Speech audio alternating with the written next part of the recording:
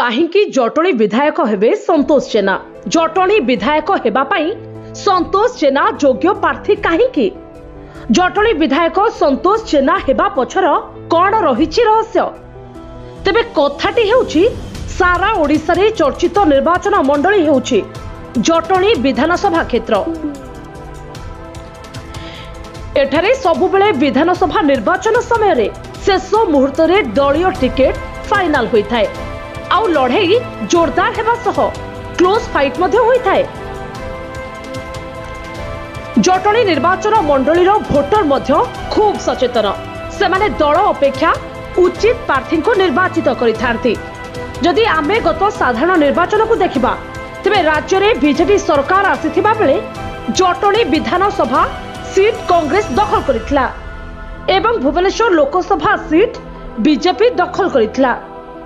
एवं भुवनेश्वर संसदीय क्षेत्र अधीन रे आसुचे जटणी विधानसभा क्षेत्र एवं जटणी विधानसभा क्षेत्र रु भुवनेश्वर संसदीय क्षेत्र रो बीजेपी सांसद को बहुत अधिक भोट मध्य मिलिथिला। तबे मोटामोटी कहिबाकू गले जटणी रो सचेतन भोटर सबु बेले उचित प्रार्थी को ही निर्वाचित करिथांते। आसंता 2024 साधारण निर्वाचन रे जटणी रे किए केउ दलरु विधायक प्रार्थी हेबा कथा एजाए घोषणा करि नथिबा बेले डॉक्टर संतोष जेना किंतु निर्वाचन रो बिगुल बजाई सारिलेनी। से आगुरु कहउथिले दलीय टिकेट मिलु कि न मिलु से निश्चित स्वाधीन भावे जटणी विधायक भावे लड़िबे। किंतु एबे तांको कहिबा कथा हैला तांको टिकेट देबा पई सबु प्रमुख दल तांको सह जोगाजोग करुछन्ते। तबे डॉक्टर संतोष जेना डिसेंबर 10 तारिख रविवार दिन जटणी निर्वाचन मंडली अंतर्गत मल्लीपुर पंचायत अधीन बिंकुडिया ग्राम स्थित भगवती मंदिर निकटरे तांकर 1000 रु अधिक कर्मकर्ता को धरी एक बुथ प्रशिक्षण शिविर करथिले।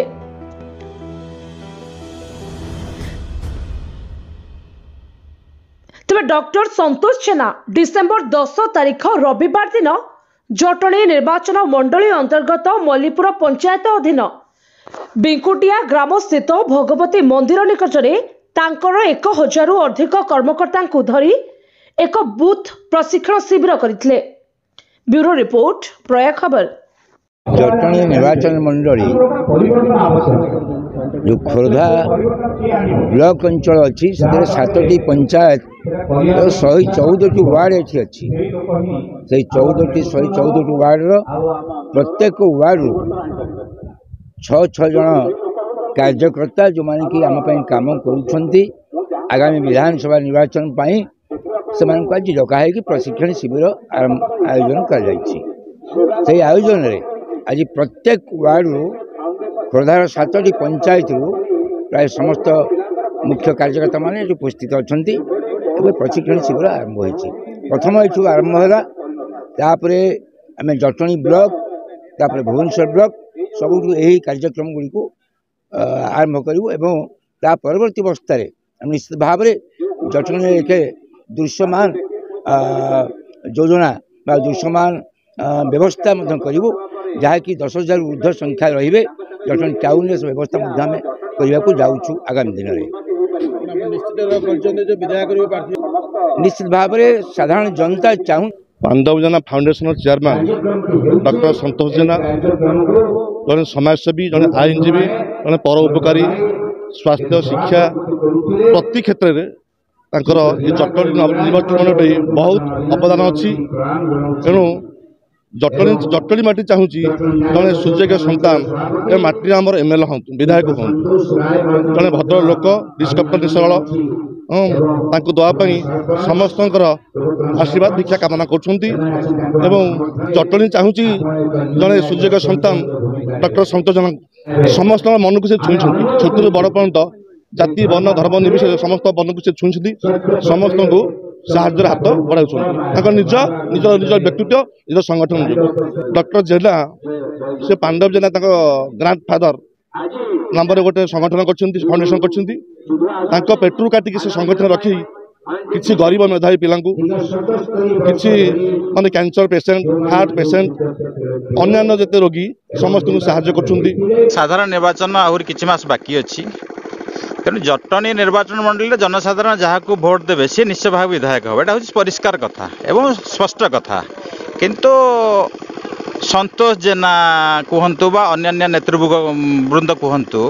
जो माने कि आगामी निर्वाचन जो माने प्रार्थी होगा जाऊँगी किसी ना कि समस्त पाखे किसी ना कि गुण अच्छी निश्चित भाव में समस्त विधायक हाँपाई दाबीदार अच्छा किंतु संतोष जेना कथा जब आम विचार करवा